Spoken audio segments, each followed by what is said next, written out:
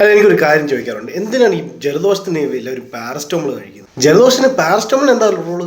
കുറെ പേഷ്യൻസ് ഞാൻ കണ്ടിട്ടുണ്ട്, അവര് ജലദോഷത്തിന് മരുന്ന് കടയിൽ നിന്ന് വാങ്ങുമ്പോൾ ഒരു പാരസ്റ്റമോളാണ് കടക്കാർ തരുന്നത്. അപ്പോഴെനിക്ക് ക്ലിക്കായത്, ചിലവർ ജലദോഷത്തിന് പനി എന്നാണ് പറയാറ്. ശരീരത്തിന് ചൂടുണ്ടെങ്കിലോ പനി, ശരീരവേദന ഉണ്ടെങ്കിലോ പനി, ജലദോഷം ഉണ്ടെങ്കിലോ പനി, ചുമയുണ്ടെങ്കിലോ അതും പനി, പിന്നെന്താ തൊണ്ടവേദനയ്ക്കും പറയും പനി, ചിലർക്ക് മുറിവിന് പനി എന്ന് പറയുന്നത് കേട്ടിട്ടുണ്ട്. എൻ്റെ അറിവിൽ ഈ ചൂടും ശരീരവേദനയ്ക്കല്ലേ പനി പറയാ.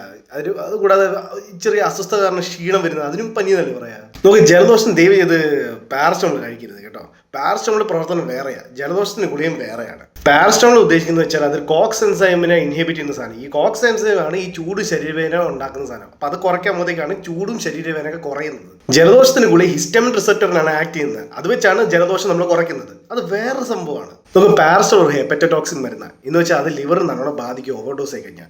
ഇതിപ്പോൾ പാരസ്റ്റമോൾ വെറുതെ ഇരിക്കല്ലേ ഒരു പണിയില്ലാതെ, അപ്പോൾ അത് ലിവർ കയറി വന്നിട്ട് അത് ബാധിക്കും. അതിനാണ് ഭേദം വല്ല വിസ്കിയോ വോഡ്കായോ അടിച്ച് കയറ്റിയാൽ മതി, അത് പാരസ്റ്റമോൾ കഴിക്കുന്നതിനാണ് പറയാം. അതുകൊണ്ട് ദയവ് ചെയ്ത് എന്തെങ്കിലും ജലദോഷമോ പനിയോ എന്തെങ്കിലും ഉണ്ടെങ്കിൽ ആദ്യം ഒരു ഡോക്ടറെ ഒന്ന് കണ്ടിട്ട് പ്രിസ്ക്രിപ്ഷൻ കിട്ടിയിട്ട് കറക്റ്റായിട്ട് പറയാം.